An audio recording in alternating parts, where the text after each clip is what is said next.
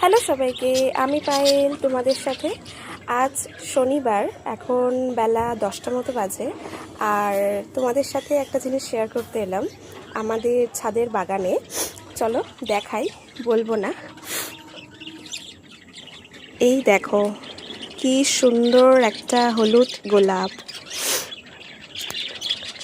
এদিকেও একটা আছে, মানে এটা কদিন আগে হয়েছিল, এটা ঝরে যাচ্ছে আর কি। এটা কাল ফুটেছে, কালকে আমার দেখা হয়নি, আজকে দেখে তোমাদের সাথে শেয়ার করলাম।